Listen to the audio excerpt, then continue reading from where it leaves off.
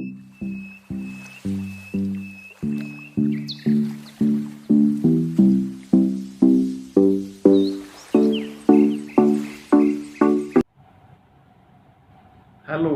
नमस्कार दोस्तों। बाढ़, बरसात और गुड़गांव, अब ऐसा लगता है कि पुराना संबंध है। 2020 में ये सुर्खियों में आया जब NH8 पे घंटों आवाम को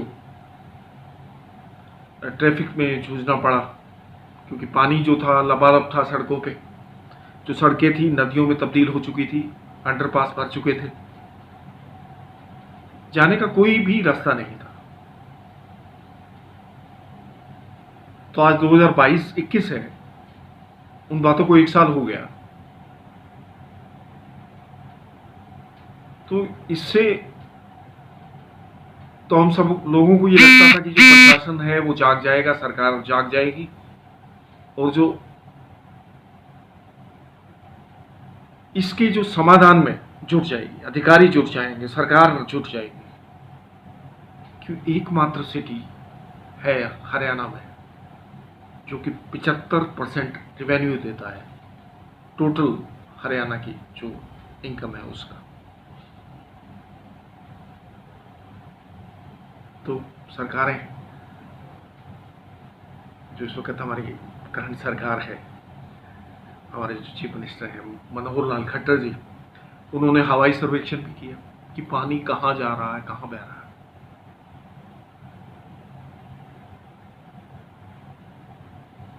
पर बात रही वो ढाक के दो बात। 2021 आ गया, बरसात का सीजन आ गया और फिर वही दृश्य, अंडरपास भरे हुए हैं, सड़कें लबालब हैं, पानी, नदियां, ऐसा लग रहा है कि सड़कें नहीं है, नदियां हैं।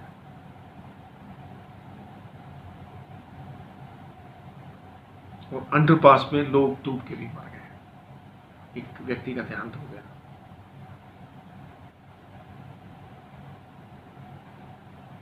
इससे बड़ा तो कुछ नहीं हो सकता। प्रशासन फिर भी नहीं जागा। तो इसका हम बेसिक कारण जो है, अगर हम 1983 का गजट देखें, जो ब्रिटिश 1883 का अगर हम गजट देखते हैं, उस वक्त ब्रिटिश हुकूमत थी इधर। तो एक घाटा गांव जो है, यहाँ एक बहुत बड़ी लेक का जिक्र आता है, जो कि 377 एकड़ में, 370 एकड़ के अंदर ये फैली हुई थी।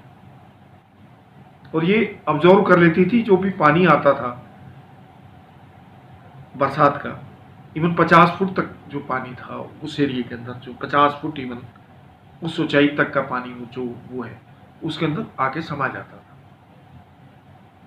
इसकी एग्जिस्टेंस 2000 तक रही और उसके बाद इसको एक डंपिंग ग्राउंड जो है वो बना दिया गया और अब ये दिखती नहीं है।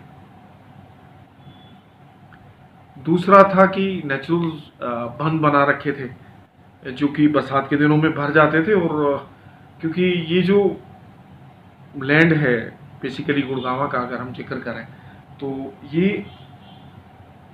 एक ऐसा धरती है, एक ऐसा अनपजाऊ जिसे कहते हैं, वो लैंड थी। बरसात इस क्षेत्र में जो है वैसे भी थोड़ा बहुत कम होती है, तो और नहरों का जो साधन था नहीं, तो ब्रिटिश राज से यहाँ डिफरेंट जगह पे बंद बना रखे थे। और वो बंद जो थे वो एग्रीकल्चर का के लिए भी, जो पानी वहाँ इकट्ठा होता था बरसात के दिनों में, वो एग्रीकल्चर में भी यूज़ हो जाता था और जो दिनचर्या जो होती थी उसमें भी वो यूज़ हो जाता था।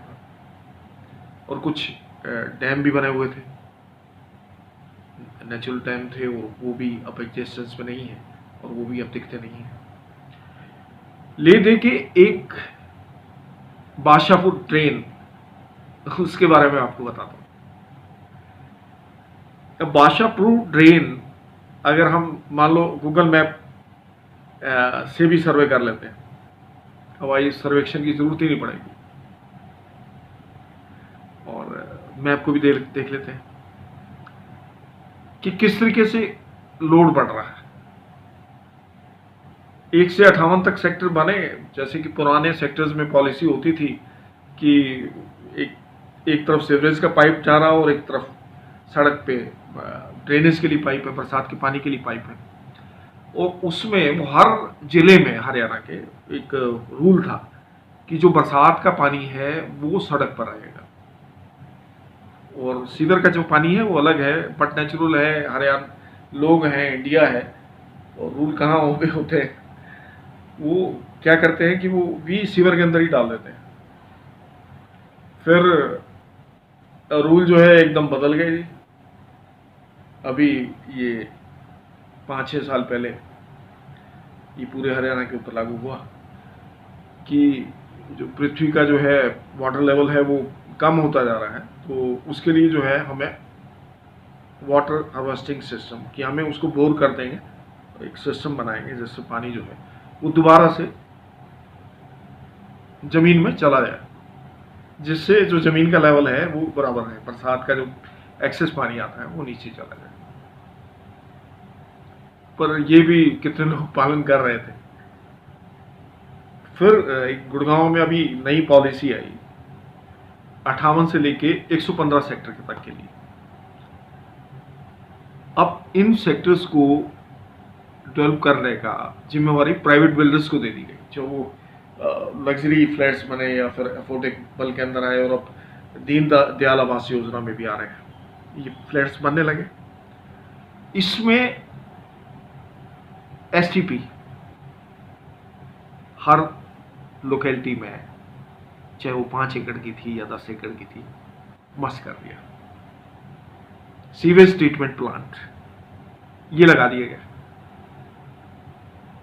कि ठीक है जी,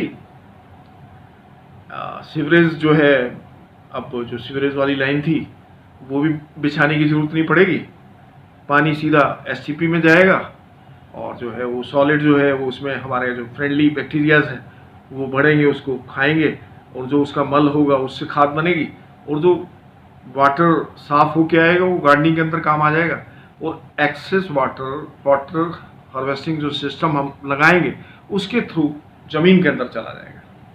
ये प्रोसेस अभी चल रहा है, चाहे वो या लग्जरी फ्लैट्स हैं या अफोर्डेबल फ्लैट्स हैं या दीनदयाल योजना के फ्लैट्स हैं, मतलब इलीगल कॉलोनीज जो बन रही है उसके लिए अभी पीछे पीला पंजा चलने लग गया है।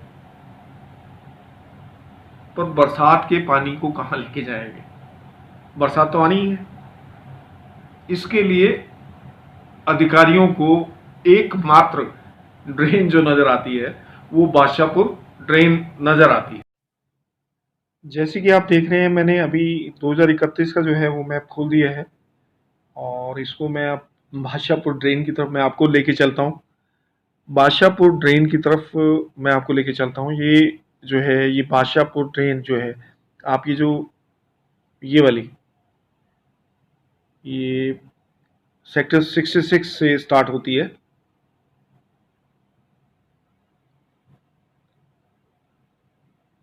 अभी जो है क्लियर हो जाता है। ये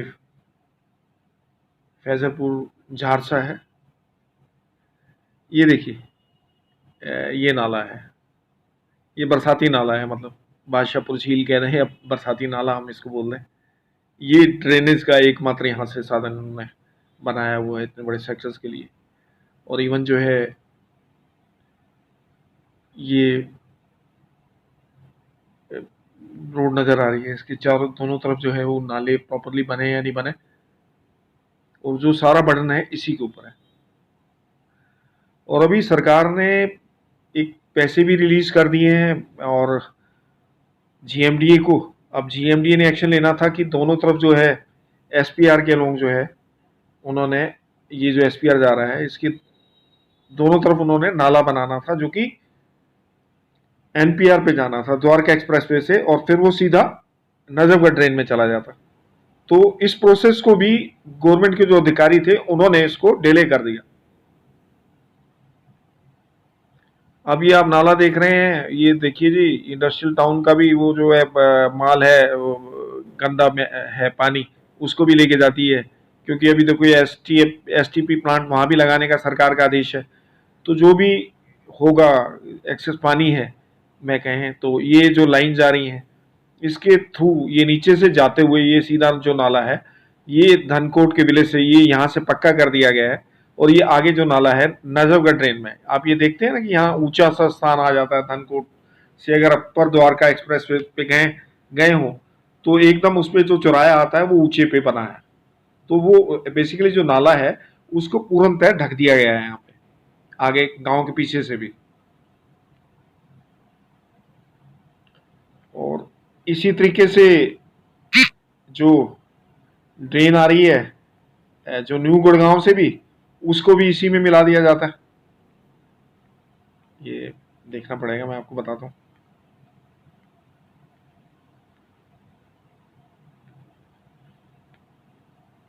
और अभी ये पीछे जो है 9-10 के लिए, सेक्टर 9-10 पे जो पानी खड़ा होता है, वो कुछ एक पानी तो इसके बादशाहपुर ड्रेन के इस तरफ से आ जाता है। अब ये क्लियर जब तक नहीं होगा ना तब तक नहीं समझ आएगा। मैं इसको अभी आपको दिखाता हूँ कहाँ है। ये देखिए, ये चैनल आप देख रहे हैं, ये वाला देखिए, ये जो है यहाँ पे 9A में एसटीपी बनाया हुआ है इधर। यहाँ से जब भी एक्सेस पानी हो जाता है एसटीपी का, जब उसका जो वजन है बरसात के दिनों में नेचुरल है, लोगों ने जो है वो जो बरसात का पानी है उसको भी उसमें दे रखा है, और जो सीवरेज का है वो तो होना ही है। तो उसके ऊपर बर्डन बढ़ गया, यहाँ वो रिलीज कर देते हैं 101 और 100 को इन्होंने वेटलैंड घोषित कर दिया, और ये चैनल फिर ये बादशाहपुर में आगे मिल रहा है, उसी ड्रेन में आगे मिल रहा है। अभी देखिए क्लियर आपको नजर आ जाएगा।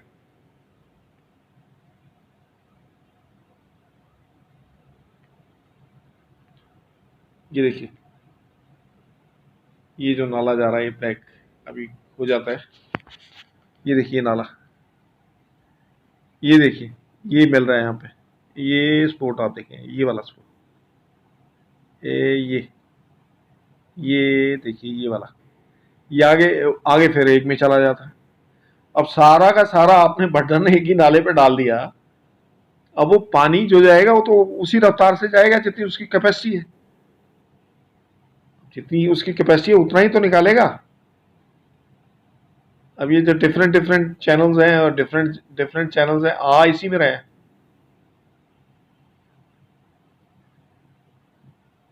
ये देखिए, ये अब समस्या जो है बेसिकली ये है कि सरकार ने लास्ट ईयर जो पैसे भी रिलीज कर दिए कि एसपीआर के जो दोनों तरफ जो है वो नाले जो हैं वो बनाए जाए, और उसकी जो डायरेक्ट नाले जो हैं वो NH8 से होते हुए वो सीधा NPR SPR को CPR को होते हुए जो ये सीधा जो है द्वारका एक्सप्रेसवे के दोनों तरफ चलते हुए ये पानी को जो ले जाके ये जो है ये नजोगा ड्रेन में डालता है।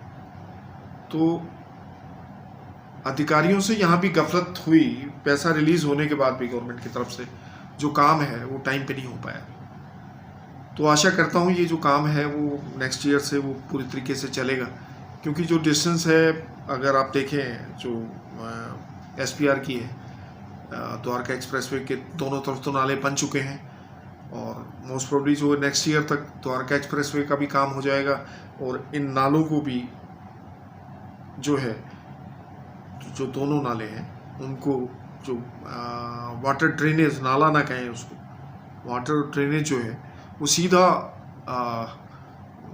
द्वारका एक्सप्रेसवे से होते हुए वो वहाँ चला जाए। अब कल एक चैनल पे मैं न्यूज़ देख रहा था कि प्रॉब्लम ये आई कि SCP वालों ने जो है वो अपना जो है वो एक्सेस पानी हो गया सेक्टर 9 और 10 की तरफ, तो उन्होंने जो है गेट वॉल जो है वो खोल दिया, जिससे वो 9A से बरसात का पानी जो है लाइनों के नीचे से होता हुआ वो सेक्टर 101 में इकट्ठा हो गया। तो वहाँ वो ग्रामीण इकट्ठे हो गए कि हमारी जो है फसल को नुकसान हो गया, क्योंकि वो ऑलरेडी वेटलैंड था। तो उन लोगों ने वो मछली के लिए फार्म बना रखा था, फार्म हाउस, तो मछलियाँ वो पालते थे।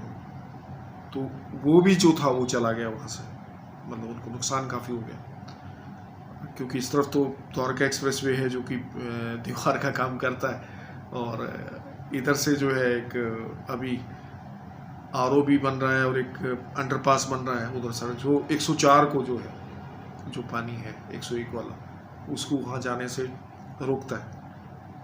जब ये सोल्यूशन हो जाएगा, जब द्वारका एक्सप्रेस वे बन जाएगा, दोनों तरफ नाले बन जाएंगे, ड्रेनेज की व्यवस्था हो जाएगी, तो ये पानी जो है स्मूथली जो है वो नजफगढ़ ट्रेन में चला जाएगा। अभी से गवर्नमेंट को जो है वो ख्याल रखना चाहिए कि जितने भी गांव में शहरों में, गुड़गांव के जो सिटीज़ में ओपन आ रहे हैं जो ड्रेनेज है, उसको सफाई करके अंडरग्राउंड करें, और गाँव में भी अंडरग्राउंड करें, जिससे जो है इलीगल लोग जो हैं वो कूड़ा या करकट जो है, वो जो पॉलीथीन है वो ना डालें, और पानी जो है वो स्मूथली चलता रहे। इसी के साथ मैं आपसे नेक्स्ट वीडियो तक विदा लेता हूँ, और मेरे चैनल को सब्सक्राइब करें, लाइक करें और शेयर करें। धन्यवाद। जय हिंद।